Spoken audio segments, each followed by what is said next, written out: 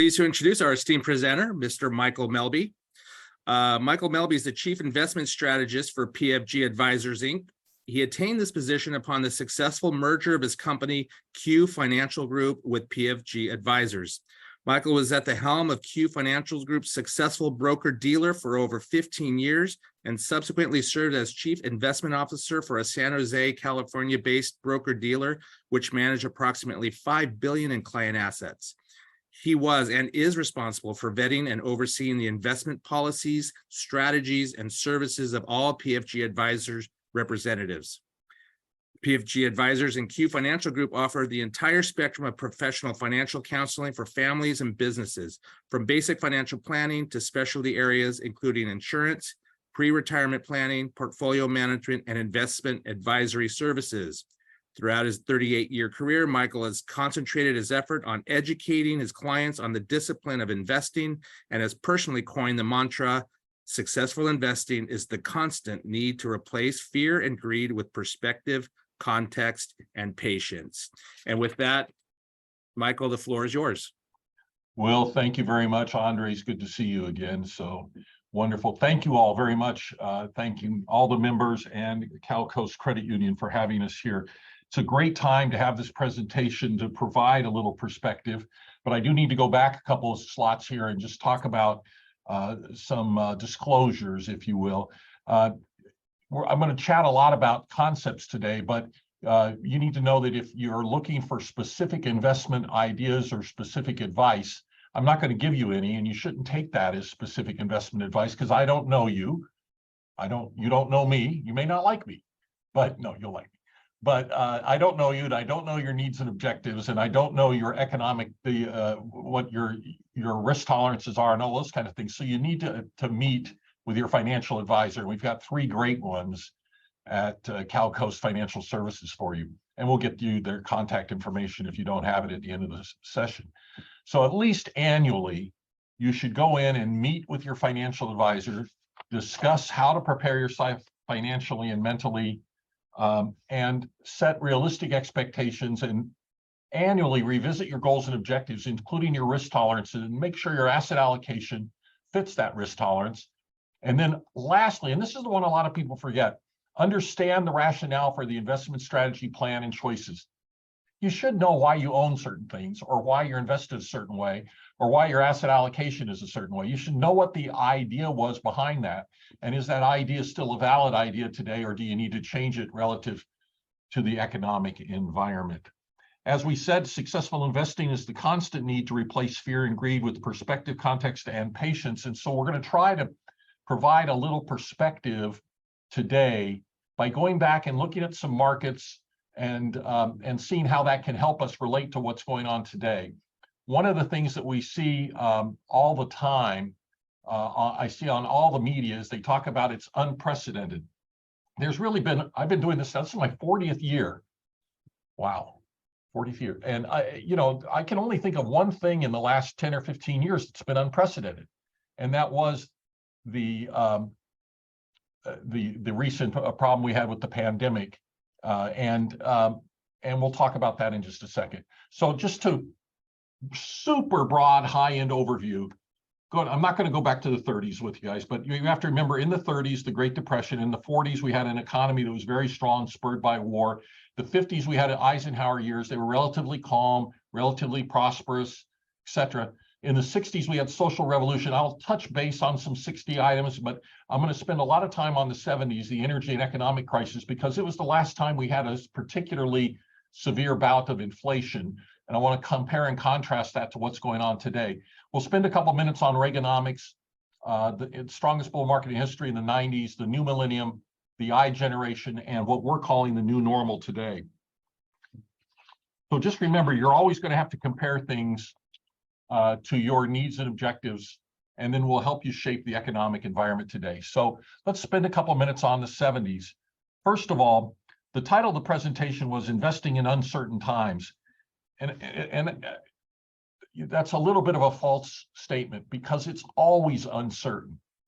It is always uncertain.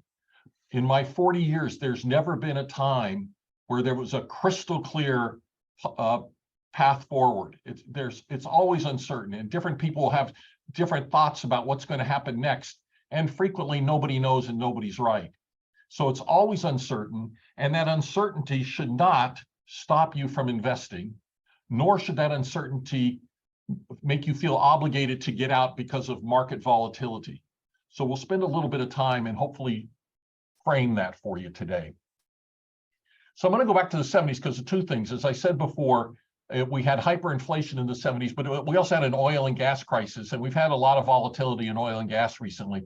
So as it said, here are just some of the highlights, some of the reasons that made the times uncertain. There's in each decade there could be hundreds, but I tried to pick out some of the top ones.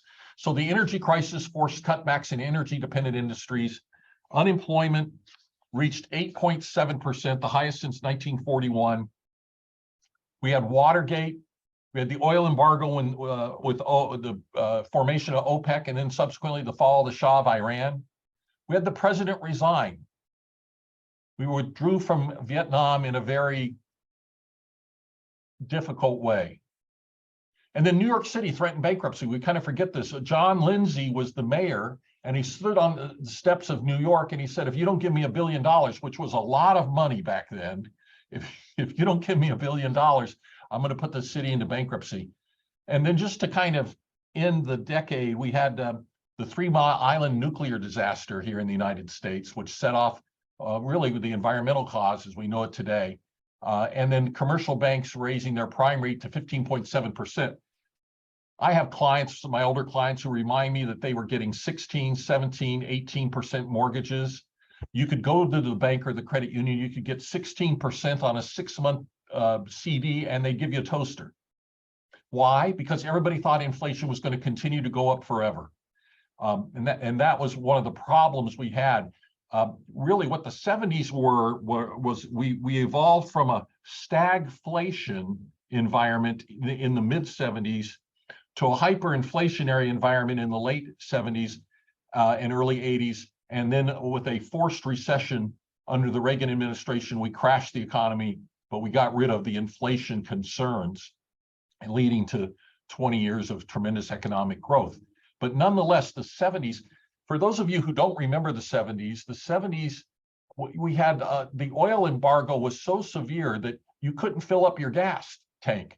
Depending upon your license plate, that told you what day you could go to try and get some gas. You'd wait in lines that would go around the block at the gas stations, and maybe you'd get there and maybe there'd be some gas at the end of the line, maybe not. It was also a time, so some of the issues we have going on with oil and gas all the time is we've had those before in the 70s. There was a big difference. In the 70s, we were totally energy dependent. We did not really drill or produce a lot of energy here in the United States, and we truly were dependent upon what OPEC did, and they just jacked the price up like crazy, which led to the hyperinflation. We have more control over energy today than we did back then, and that's led us to be able to react a little better to it, not always efficiently, but better. The other thing that's happened that's coincidental with what's going on today is Japan was the new heir apparent, the rising economic superpower, and it was going to knock off the United States. In fact, there were a whole lot of books written. I was in college, and I remember taking a poli-sci class where we read a lot of books about how it was the end of the United States dominance. It was the end of the United States economic successes. There was never going to be any more oil. We were going to run out by 1990, 1994. There was a lot of doomsday material in the 70s. And Japan was rising so quickly, and because they were more efficient than we were. It's when the Nissan and Datsun, or Toyota now, I guess, Toyota and Datsun and Nissan, getting it backwards, but where they started bringing over their very fuel efficient cars, which were perfect with what was going on in the 70s with super high gas prices, high relative to what we had been paying, right? Also, it was the advent of Panasonic and Sony, and basically the Japanese came over and took over some of our biggest industries and bought up a whole bunch of our land. They bought up most of Hawaii, about half of the California coastline, including a lot of the famous golf courses. They bought property in Alaska. They bought all over the place, and every book, Wall Street Journal, you name it, was talking about how it was the end of the United States as an economic superpower. So as you digest some of the doomsday material that's out there today, let's reflect back on what happened in the 1970s and what happened to Japan going forward. And we'll talk about that. I hope to remember to talk about that. Anyway, so in the 70s, what we've got here is how different investments worked, or investment goals worked, from aggressive growth all the way down to income. And we started with $1,000 on 1/1 of 70, and here's how they grew. In the 70s, a lot of things moved in lockstep because, frankly, we had no control over what was going on in our economy. And you'll see the 74 crash, which was the fall of the Shah of Iran, and the market dropped dramatically. But by the end of the decade, you made money. You didn't make a lot of money, but you made some money in the 70s. Now, a lot of what was forecast to happen, by the way, just like today, the yen was going to take over for the dollar. There must have been 20 articles a day on how the yen was going to take over for the dollar. So let's put that in perspective a little bit, because and we'll talk about that if we have time towards the end here on that. So I like to spend time on the 70s because towards the late 70s, we had hyperinflation. Hyperinflation, roughly defined as inflation greater than 6%. And it's since the 1970s, it's only been today in the last year that we've had another bout of hyperinflation. So it isn't something that comes around a lot. And as I said, we have the cause of the hyperinflation was significantly rising interest rates. We were in a stagflation environment, unions, lots of strikes. In the 1970s, there were strikes all the time for pay, not so much for safety, but for pay. And so we were having wage levels go up, expenses go up, but the economy was mired in this morass. It was the end of the United States. It was really a very difficult and sad time in the United States. We were told daily that we couldn't make good products anymore. Our cars were terrible. Our electronics were terrible. It really was, boy, if we'd had the social media back then that we had today, I can't imagine how horrible it would be. So, and we'll talk about social media and how it impacts you also in the future.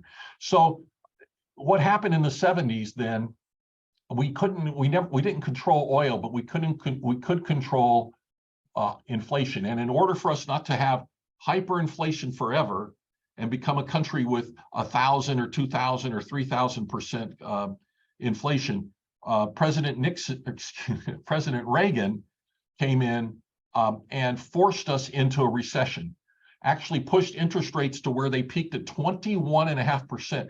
People were getting mortgages at 18 or 19%, believe it or not. Your parents or grandparents, maybe you yourself, did that. And then forced us into a huge recession where the unemployment actually hit 10%. Reagan almost was not elected to a second term because the economic environment was so dismal. But it forced out inflation expectations out of the economy, pushed them out. Nobody thought prices were going up anymore because they were headed down, but nobody had any money to buy anything anyway because we were in a recession and unemployment was so high. And so it forced out the recession expectations. Interest rates started to tumble from 21.5% and started really a 40-year journal of falling interest rates, journey, excuse me. And it started one of the greatest economic booms in the history of the world in the 80s and 90s in the United States. But let's take a look at what some of the reasons not to invest in the 80s. And I'll go through these pretty quickly. Scam rocked Congress. That was a big scandal. We had a year where both the president and the Pope were shot. Think if that were to happen now, what the social media would do with that. It would be the end of times. We had the worst recession in 40 years. That's what I was just talking about, the worst recession in 40 years. We had a Korean airliner shot down by the Soviets. People thought we were going to go to war. The Iran-Iraq war escalated. Well, that escalated for another 10, 15 years. We became a debtor nation for the first time. That was also because of the recession. We eventually worked our way out of debtor nation status because of the economic activity and taxes that were being brought into the United States Treasury. And in the mid-90s, we got out of being debtor nation. We had the bombing of Libya. We had a record-setting market decline in the 80s. I want to talk about that just for a second. That was Black Monday, October the 19th. I was in the business then. And let's put things in perspective. So we'd gone from 1982 after the recession to 1987 with the stock market basically uninterrupted growth, straight up. So we'd had 5 years without a significant correction, 5 years without a significant correction. And so a couple things set it off, but in 1987, the stock market declined 22.6% in 1 day, the greatest crash on a percentage basis we've ever had. That would be the equivalent of 8,000 points or something like that today on the Dow. It's unbelievable. It's unheard of. When we hear that volatility is unprecedented today, baloney, it was precedented. So the 87 was really something. I want to spend a second about 87 if I can. I was actually sitting in a credit union and meeting with members and helping them make investment decisions. And we had a lot of clients. We've been very successful, as you guys are there, and we appreciate that, and thank you very much for that. But people were panicky, really panicky. And they were coming in, and the best I could do with them was to stay the course. Stay the course, stay the course. We hear that's terrible, so nobody wants that said. I had one member who pulled out of the market. One member, I remember his name, I remember everything about it. I could not convince him to stay invested. Years went by, I would see him occasionally in the branch, but years went by, the markets recovered and actually led into the greatest bull market we'd seen in a long, long time. And he came in one day to tell me that his son had graduated from college and would I interview him for a job in my company. And I said I would. I said, Charlie, did you ever invest? Did you ever get back in the market? And he said, Mike, I never did. There was always a reason that kept me from investing. He missed out. Not only did he yank out at the bottom, but he missed out on one of the best stock markets we ever had after 87, because it really went through 94, a small correction in 94, and then all the way to 2000. It was almost straight up, as you'll see. By the way, we hired his son. He became an advisor for us. Good, really good young man. But he was the only guy that I could not keep in the markets during these incredibly turbulent and uncertain times. And then we had bank failures peak. That was actually banks and savings and loans, and I'll talk a little bit about that in just a minute. And then we had the junk bond debacle to end the 80s. And here's how we did it. Actually, the 80s, even with that huge crash there, you see just in October of 87, mostly impacting the aggressive growth. The more risk you take, the more volatility you have, and therefore you'll participate in the upside. You ended at $5,000 from your 1,000 starting at the beginning of the decade, but you had by far and away the biggest drop in 87. As opposed to the income, which started at $1,000 and ended at $3,400, but had very little volatility during 87, as you can see, mostly bonds and CDs, and it stayed very, very consistent. So right there, that's the trade-off you have with risk versus reward. And that's why so many people have balanced portfolios, and we'll get into balanced portfolios in just a second. Let's talk about the 90s real quick. I keep saying real quick, and I just got so many stories I could talk about all these times. But Iraq invades Kuwait. We had a recession in the United States, 1994, caused by significant rises in interest rates by the Federal Reserve. The Los Angeles riots. I was actually, I know this sounds amazing, I was actually in a credit union near the LA airport when the riots broke out. And the police actually put a line down, I think it's the 405 there, and said that they're not going to let the riots move west, they'll let them move east. But I was right there for that. We had the Midwestern US floods. Again, I hear about unprecedented weather events, but in, I don't remember when it was, 1993, 4, 5, somewhere in there, we had so much rain in the Midwest that it literally flooded the entire Midwest. I'm talking entire states were like ponds. It went on for months. And the entire crop seasons were wiped out. Again, what we go through today isn't unprecedented. It may be targeted, it may be specific, like we're having a lot of natural disasters, but we're having fewer hurricanes, but they're more powerful. You know, there's a lot of trade-off going on here all the time. but we had US floods. The Fed raised interest rates 6 times. That's what's caused the recession. Here's this thing I hear all the time from potential investors. The Dow is too high. Back then, the Dow was 4,000 or 5,000 points. You know, it's many multiples of that now. And of course, at the late 90s, technology stocks stumbled. We had chaos in the Asian markets, a global economic turmoil. But what most people remember in this decade was the fears of the Y2K computer meltdown. I don't want to say it was fear-mongering because we really didn't know. But it's one of these events that we are faced with all the time as investors, where it's something new, it's something different, and we don't know how to judge it. And in the case of Y2K, it was a big nothing. It was a big nothing. I remember sitting there as it hit midnight and waiting for my entire house to shut down, but nothing happened. So how did we do? In the longest bull market in history, well, we did really, really great. Again, as we look at the volatility of the aggressive growth, while it was by far and away the most best performing, it had by far and away the most volatility. And that was during the bank failure. I want to talk about that real quick here. We had really starting in 1986, but mostly in the early 80s, early 90s, we had the savings and loan crises. People forget about that. It didn't even make my list.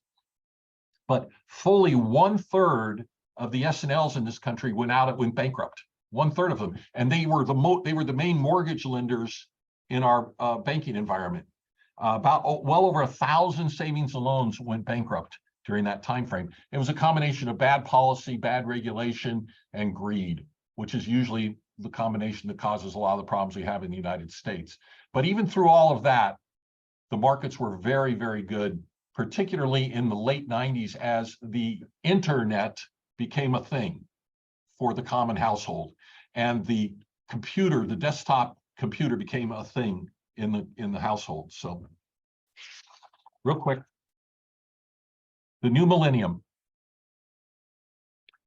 This is the 2000s. We had the closest presidential race in history. We had President Bush signing a tax cut plan as unemployment rises and Fed cuts rates. Of course, we had 9/11, not to be forgotten by anybody of that generation or the generation before.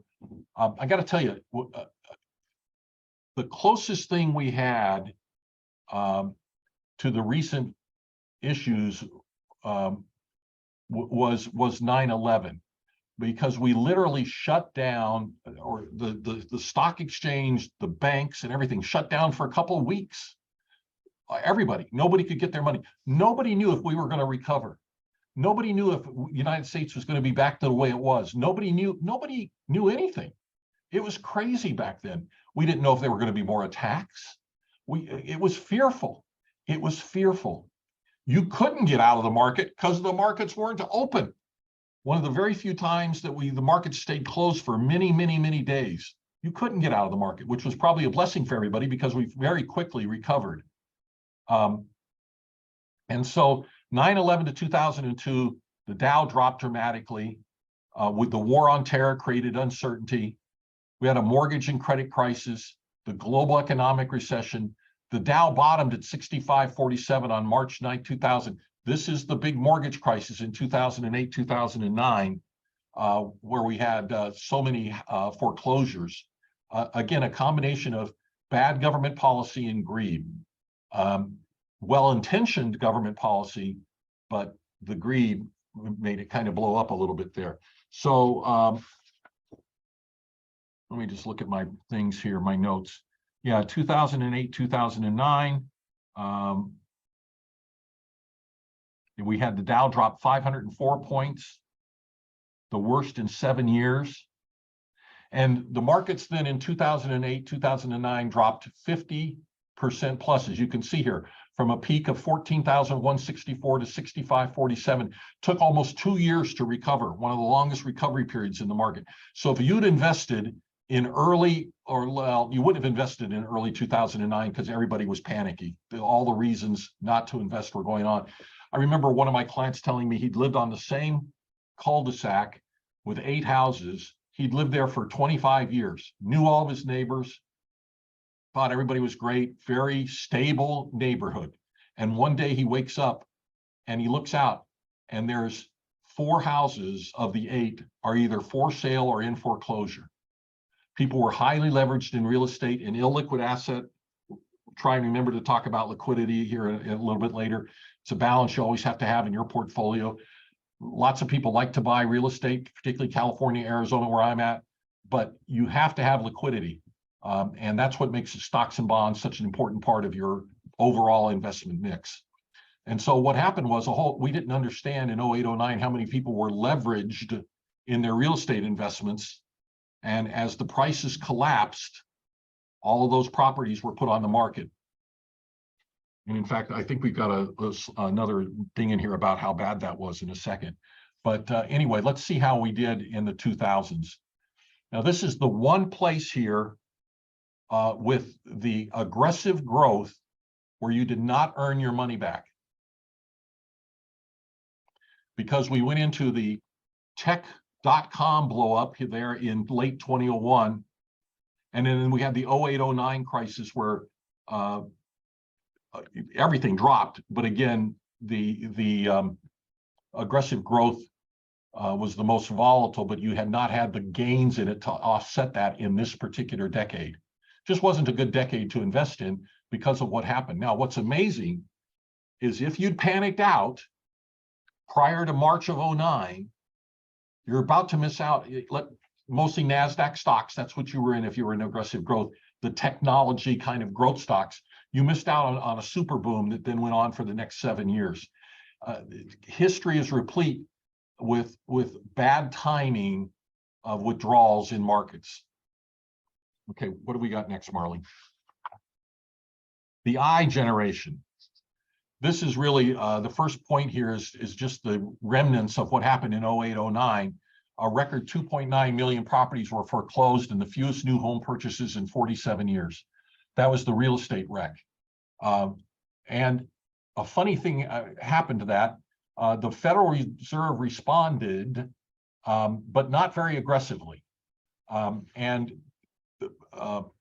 Volcker and not Volcker, Bernanke and some of the other people that were there, wasn't Bernanke either. It was, I know, you're looking at me and I'm trying to remember who it was. Give me a second here. This is old age. Paulson, Hank Paulson. Hank Paulson was the Treasury Secretary, and he was trying to get companies to buy each other that had been highly leveraged in the real estate market, but the federal government was not backing those purchases. So all of the purchasers backed out and we had the failures. Unlike what just happened in the pandemic, our government did not respond very aggressively. And we actually had a lot of huge failures, lots of jobs lost, etc. It was a real horrible time. We can get mad today and say, oh my goodness, the Federal Reserve overreacted during the pandemic, but and we're dealing with some inflation now because of that, but the opposite would have been a much worse outcome. Again, you have to have some perspective and context when you're making these judgments. Anyway, so we had all these properties foreclosed. We had a quantitative easing. Finally, the Federal Reserve got around to opening up the spigots. We had the Arab Spring, where we thought we had some remnants of democracy in the Arab world, and was crushed. Greece neared default in the Eurozone, back in a recession as U.S. equities generally moved higher. The Fed tapered and ended quantitative easing 3. And then the Federal Reserve decided, like they're doing right now, that they had to raise interest rates from a 7-year target of 0.25 to 2.25, 2.50. And then they immediately had to reverse because the economy really crashed in December of 2018, and they had to 3 rate hikes were taken back in 2019. So while we're kind of mad at the Fed right now, we're mad at them for putting too much money into the market during the pandemic, and now we're mad at them for raising rates too much and too long. We've really avoided all the garbage that happened in 2008, 2009, and forward from there.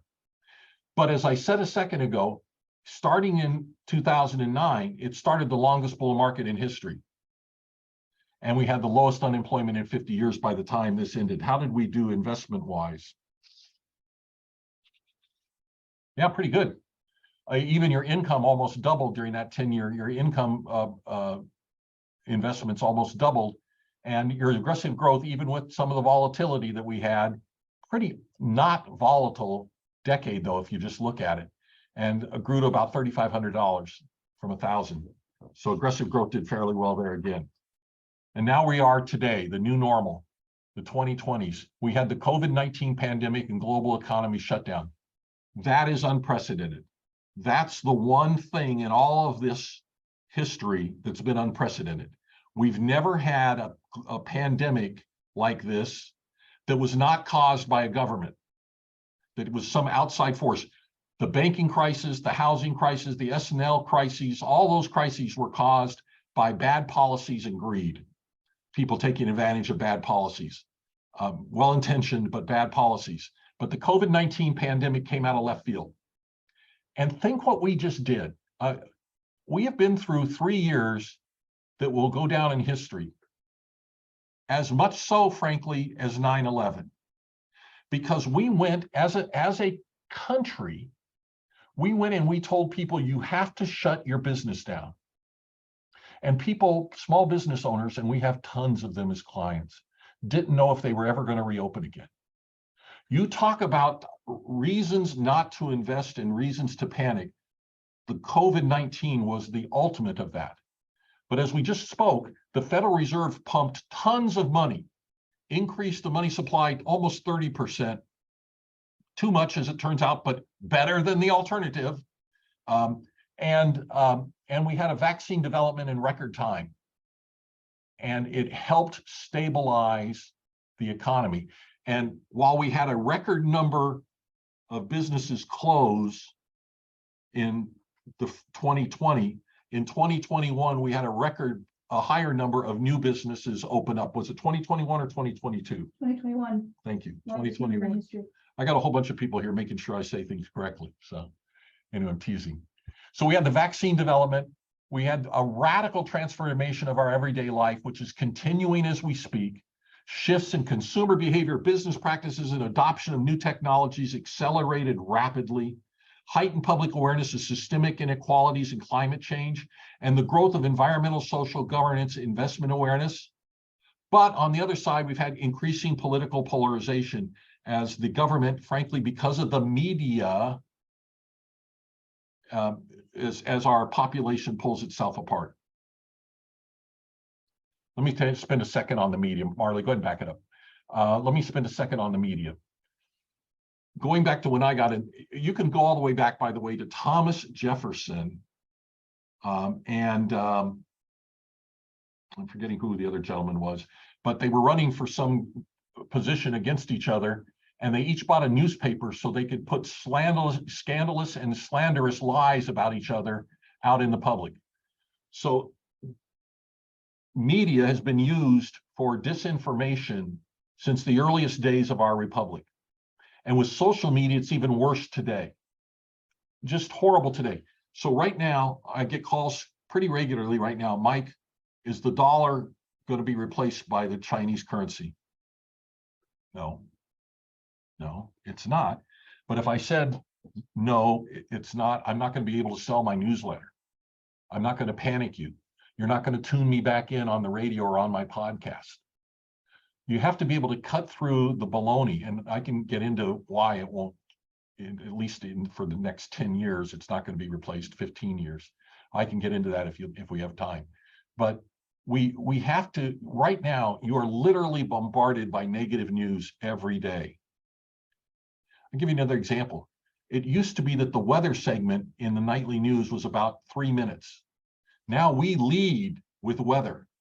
And we have storm predictors and bad weather days and alerts and alerts and alerts, and we're alerted all the time. And it freaks us out. And that spills over into our investment concerns and our risk tolerances. Most of my clients are probably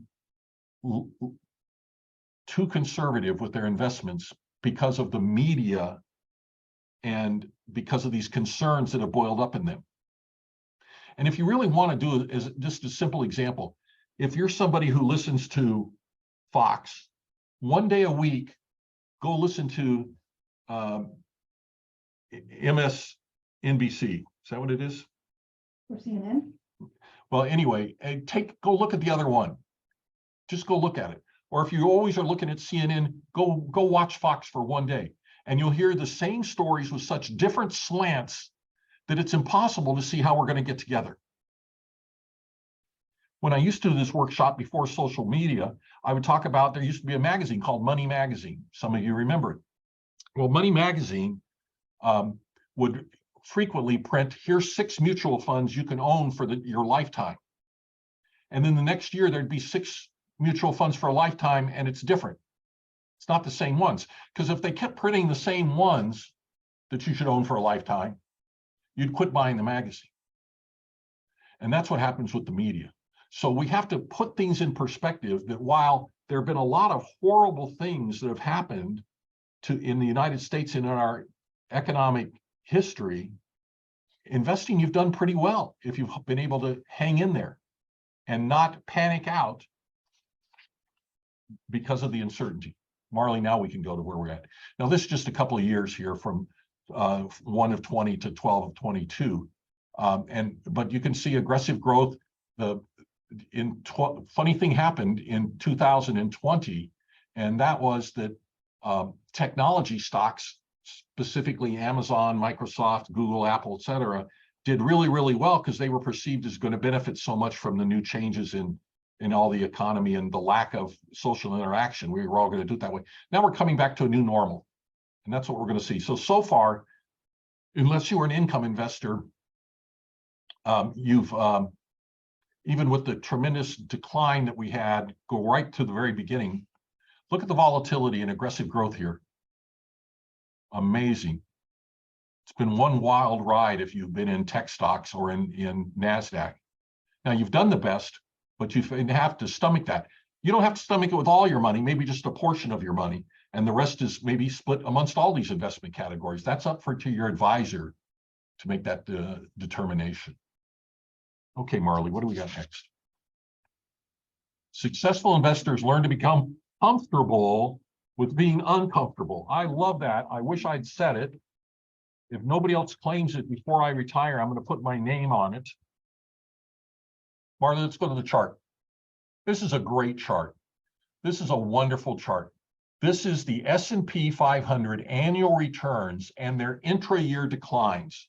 So the red dots are how far down was the maximum drawdown, the lowest level during the course of the year. And the black bar is where it ended up. And this is through February. I can tell because the year-to-date on this is probably closer to 8 or 9% right now, year-to-date, as we speak today. But let's look at some interesting years here. Look how far down we've got some dots here. 34 back in 86, 87. That was 87. 30 and 34 during the tech bubble blow up. 49% in 08, 09. Holy smokers. 34% over here, what just happened in 2000. But look at how many actual declines we have relative to gains during the course of this. And we've had really 3 crazy declines, 19% last year, 38% in 2008, and 23% in 2001. But otherwise, the declines have been very manageable, but the positives have been terrific. And there's some wild ones in here. You've got years where there was almost no volatility, like 2017, where we were down 3%, but we closed up the year up 19. And you have other years where you were down 6, where we were down a lot and stayed down a lot. Let me move forward here real quickly. Next, this is bonds. So what happened last year that made it so unusual was that bonds went down almost as much as stocks, and that's never happened in my investment career. In my 40 years, last year was the hardest year to make money. So if you didn't make money, don't feel bad. It was the hardest year because there just wasn't any place to go. Even if you owned oil at the beginning of the year, which did very, very well, it rolled over by the end of the year. Real estate was rolling over by the end of the year. Commodities had rolled over. bonds were down 13%. They ended, but as they were as far down as 17%. Marley. Now, I want to address one thing here before we move on. And I hear all the time about, the dollar being replaced and why does anybody invest in the United States? Why would anybody buy our bonds? Now, this is through 2020, and it showed our liabilities, or our budget deficit, if you will, of 28 trillion. That's closer to 31 trillion now. So those are our liabilities. But like a good banker or credit union person, I look at your liabilities, but I look at your assets. And our assets are over $200 trillion, conservatively estimated. Conservatively estimated. There's no other country in the world that has this kind of asset base. Nobody's close. China's getting there, but they're not close. We are a country of riches, and this is why people invest in the United States. We have the biggest markets in the world. We have the most transparent markets in the world. We have the most stable economy in the world, and that's why the dollar is going to reign supreme for a while. It's volatile, but it'll reign supreme for a while, and it's why people still invest their bond money, countries and individuals from all around the world, in the United States, particularly when the times are tough. Marley, next slide. Annual returns, most of you have something close to a 60-40, 40-60 portfolio, maybe 70-30. Here's how you've done. This is that same slide where the dot represents where you see fixed income return and your equity returns. Year to date right now, we're at about 6% because this was the end of February. But again, if you own a 60-40 portfolio with a couple of rare exceptions, which by the way, were always followed by positive years, then you need to go ahead and the big declines, the big ones, were always followed by positive years. Then you need to go ahead and hold that, stay that course. You may adjust what sectors you're in. You may adjust a few different things like that, but the 60-40 will be fine for you. Marley, next. And then this is my other little saying I like to tell people. It's why I'm so positive. For every problem or crisis, there's an infinite number of forgotten or undiscovered solutions. What we're going to get out of the pandemic, it was horrible, but we're going to get vaccines for cancer. We're going to get unbelievable abilities in genetics to perhaps stop.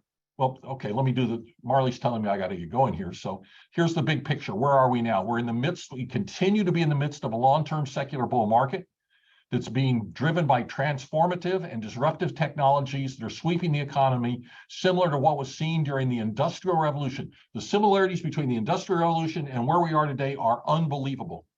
Automation, e-commerce, genomics, fintech, cybersecurity, et cetera. So right now, where are we going forward from here? We're going to have a moderate interest rates and a moderation in interest rates. And we're going to have moderate inflation and a moderation in inflation. It's not going to happen right away. We're going to have uneven but significant growth because of what I just talked about. And we're going to have normal volatility because volatility is normal. But you'll be tempered and you'll be tempted by the exhaustive negative media cycle. Lastly, what do? What to do now? You call your advisor, and you've got three great ones there. You analyze, you upgrade, you discuss. And you should, anytime, if you're starting to lose sleep, you need to call your advisor. Don't wait. Call your advisor, get in, discuss your asset allocation, why you're invested the way you are, make sure you're comfortable with it, and work that way. And now here's your advice. Remember, successful investing is the constant need to replace fear, greed, and with perspective, context, and patience. Hopefully we've helped you do that today. Here's your advisors, I think. Oh, well, okay, I'm just going to show the advisors, but I guess I'm supposed to ask for questions. Okay, Michael, are you ready for some questions? We'll give it a shot. Okay, first question. A lot of what Mike discusses is reinforced by Ray Dalio's book, Principles. A lot of events that people with a short-term orientation call unprecedented have very likely happened before. Recognizing these, another one of those situations, can help understand how to plan and invest. Here's the question. Are there any other books that Mike can recommend for helping people understand markets and investing? Well, this won't help you with markets, but it'll help you understand the economy. It's a book called An Empire of Wealth, and it's by a guy called John Steele Gordon. And it's probably a little bit too raw for some people, but it goes all the way back in US history, and it shows all the crazy stuff that we've done and that we've been through, and walks you through the good and the bad and how that's evolved and how that's made us stronger and better. And it's a pretty amazing, some of the stories I told you come out of this book, as well as my own personal experiences. So that's a really good one that I really like. More specifically, on more specific investment help is a book called Back to Basics from Daniel Peris, P-E-R-I-S. Excellent read there. And then a third one, Financial Intelligence by Doug Linick, CFP. So those are some to read. Great. Thank you, Michael. Another question. At California Coast Credit Union, money market savings accounts used to pay much better interest rates than regular savings accounts. For the last several years, these interest rates have been the same as regular savings accounts, close to 0.05%. Why has this change occurred? I can take that. Money market accounts have kind of gone down as far as the interest rate that they're paying out. But a lot of financial institutions, including ours, have been promoting certificate accounts, certificate of deposits, where you could lock in some money and earn a higher interest rate than a regular liquid savings account. I could provide a link to our CD promotions right now, where you could take a look to see if any of those are intriguing to you. But yeah, money market accounts tend to be low interest rates right now. That's across financial institutions. Thank you, Andres. Another question. Are our assets in the US in the process of changing from fossil fuels such as oil, gas, and coal to something else as we transition in response to the impacts of climate change? Well, sure, we're seeing that happen, aren't we? As again, new industries in, say, solar, wind, and bioenergy come about, it takes a while for them to become cost effective. It takes a while for them to build out enough to compete with the old industry. But we will slowly see a change. Most of the major oil companies have admitted that they probably won't be in the oil and gas business in any significant way in the next 20 years. We're also developing all kinds of revolutionary technologies to clean up the air and clean up the environment. And we've got to put our money behind those also. And so it's a combination of things. Yes, we want to move to much more friendlier energy needs, but don't forget, your oil and gas just doesn't power your car. But if you're wearing a non-wrinkle shirt of some sort, you've probably got some oil or some sort of oil product in that shirt. So that's why the 70s were so difficult, because oil is so integrated into our economy in so many ways. So it's going to take us a while to just get out of that, but we're moving in that direction. It's a really good thing. We're starting to see big companies being graded on how they're doing. And as more of that happens, it'll happen faster. And then it's just got to become more cost competitive. I mean, it's really silly. I'm sitting here in Phoenix. Why we're not 100% solar, I don't know. I had somebody tell me, oh, it's too hot. Wait a minute, solar, too hot, give me a break. So we're going to get there. It's just going to take a little while to do it in an appropriate manner. Excellent. Thank you, Michael. Question. Michael, based on your final slides, looks like we're trending up for the remainder of 2023. That was a question. Yes. Oh, I'm probably not allowed to do this, but here's a slide I didn't put in. The compliance people are going to be having a fit right now because they've got to approve everything.